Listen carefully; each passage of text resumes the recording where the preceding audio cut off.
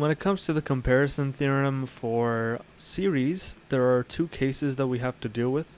The first one is the convergence case, where if you have some sort of an, you want to find a bn that's larger than that and show that it converges. If I draw the graph to illustrate this idea, if you have a bn that's larger but greater than 0, and if you have an an that's smaller than the bn, you'll see that bn will converge at some point, and an will then always be less than bn, so it'll converge at a point that's even smaller, and since they're all positive, an will also converge. It's a similar story for the divergence case. If you have a smaller bn that diverges off to infinity, your an is going to be greater than infinity, so it's also going to diverge.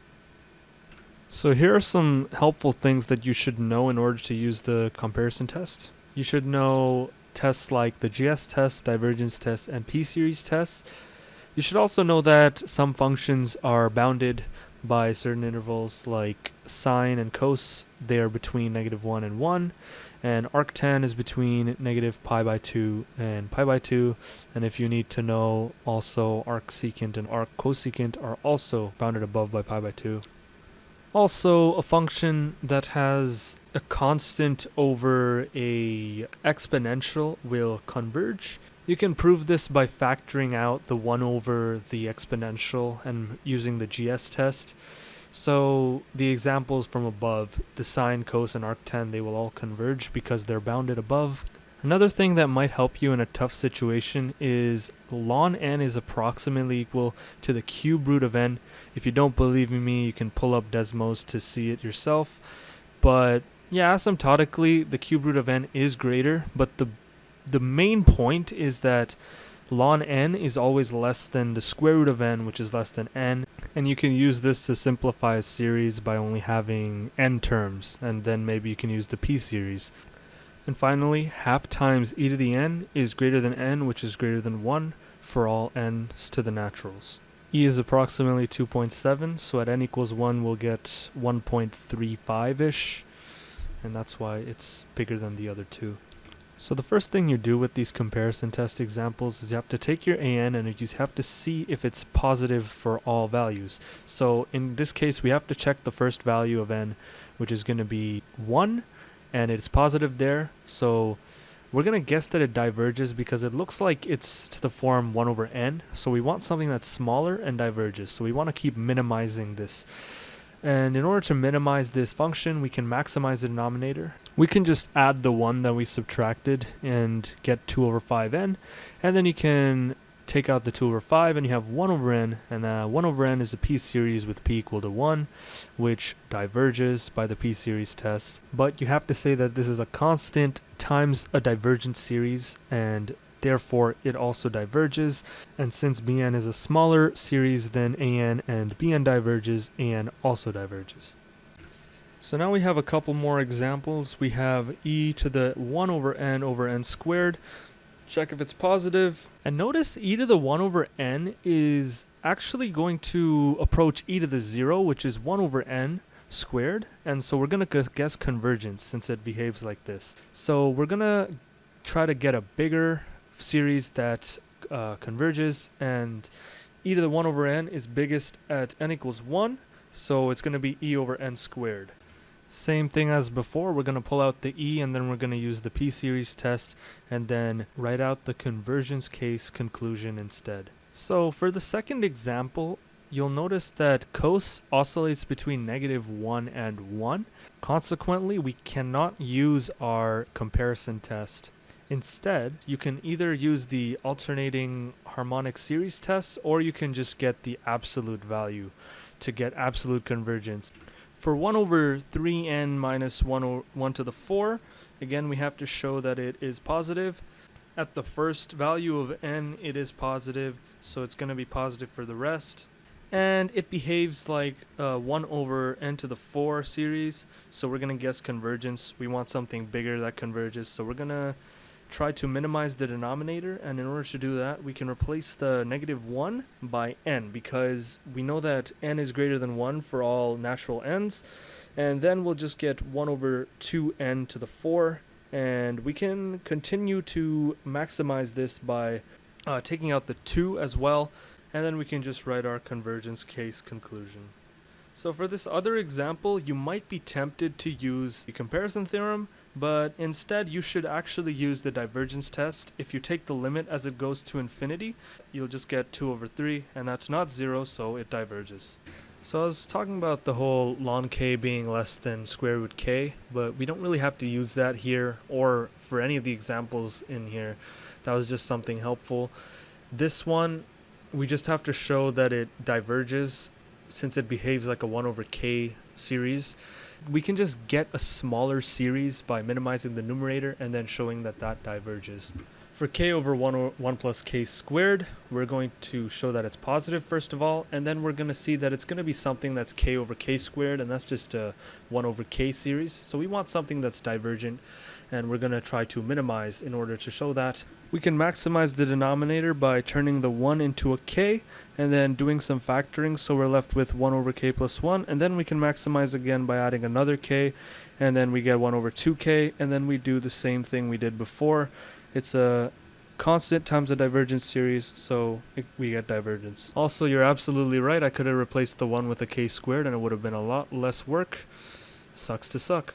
So here we have a cos n in the numerator, so we're going to get oscillating behavior again, but in this case our numerator ranges between 1 minus 1, which is 0, and 1 plus 1, which is 2, so it's still always going to be positive. And we said before that something that's 1 over exponential, it's going to converge, so we want something that's bigger and convergent. So we're going to maximize it by taking 2 over e to the n, because the numerator can at max be 2. And then for some reason I started drawing graphs here to show that e to the n is greater than n squared, so you can maximize by minimizing denominator with n squared, when really you could have just factored out the 2 from the 1 over e to the n and then used GS test. So I made it a little bit more complicated than it needed to be, but still we show convergence. So here's a GS series with a little bit of subtraction going on in the denominator. So first of all, we have to show positivity. So at n equals 1, we're going to get a positive on the numerator, and we're going to get a positive in the denominator as well. So it's going to be positive all around. We're going to get 4 over 3 as our ratio if we do all of our expanding. So we're going to guess that the series will diverge, and we want a smaller series that diverges to show this. So what we can do is we can actually just minimize the numerator and make it 3 to the n instead of 4 to the n. And then we can subtract 2 from it so that we get cancellation, complete cancellation. We just end up getting 1, and 1 is just equal to 1 to the n, and by GS test, 1 to the n diverges. And if you aren't weird like me, a better way to solve this problem would probably be using the ratio test.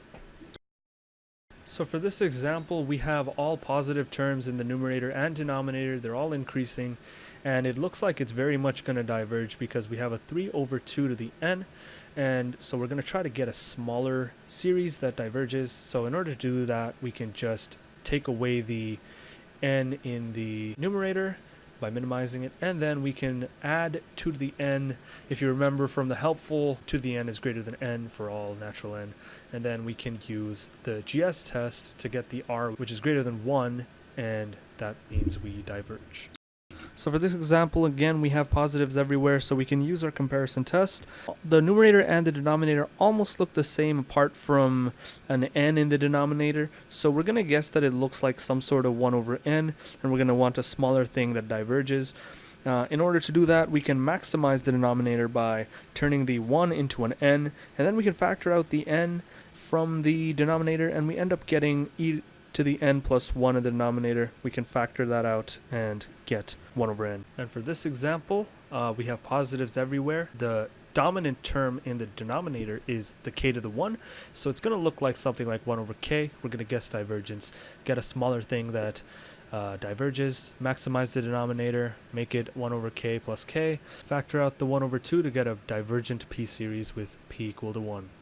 So again, for this example, we have positives and increasing everywhere, and in the numerator we have something that looks like the square root of n to the 4, which is just n squared over n cubed, and this is just 1 over n, so we're going to guess divergence. We're going to want something smaller, factor out the n from the denominator, and then minimize the numerator, take out the 1, simplify a little bit so the n's cancel out. We end up getting n over n squared plus 1. Then we can maximize the denominator by changing the 1 into an n squared. Then we get more cancellation, and then we can factor out the 1/2 to get a divergent p-series times a constant. So for this example, carefully check that at k equals 1 that we get positive, and we get 0, and it's going to be greater than equal to 0 for all k until infinity. And we're going to see that the numerator is k to the 1/3 since it's a cube root, and the denominator is going to be k to the 1 times k to the half, which is going to be k to the 3/2. And we're going to see that it's barely going to be less than 1 over k, so we're going to guess convergent. Remember, if a p-series has a k that's greater than 1, it will converge. Maximize the numerator by adding 1, and then we can minimize the denominator by subtracting the 1, and we end up getting k to the 1/3 over k to the 3/2, and if I do my math correctly here, it should be k to the -7/6, which is 1 over k to the 7/6, and that's a p-series with p greater than 1. Therefore, we get convergence.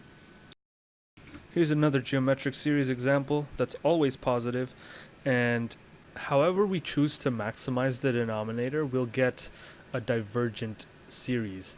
So we're going to try to get something smaller, and if we change the 3 to the k to a 4 to the k, we'll get a 5 over 4 to the k, which gives us an r of 5 over 4, and by GS test that's greater than 1, so divergence.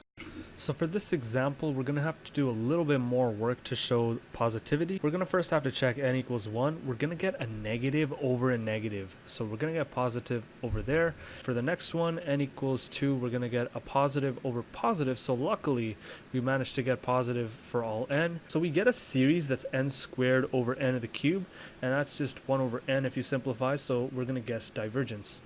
So our goal is trying to knock these extraneous -7 and -5 out of the numerator and denominator, and in order to do that, we can minimize the numerator by taking the 7 and turning it into a -7n, and we can maximize the denominator at the same time, so take away the -5, and then we can do some factoring of the n, so we get n cancellation, and then we can actually just split up the numerator into two different terms, so we get 4n over 2n squared minus 7 over 2n squared. To simplify a little bit more, we're going to get 2 over n and minus 7/2 times 1 over n squared, and we get a divergent p-series plus a convergent p-series, and if you remember from the series properties, a divergent and convergent series added together is going to give you another divergent series.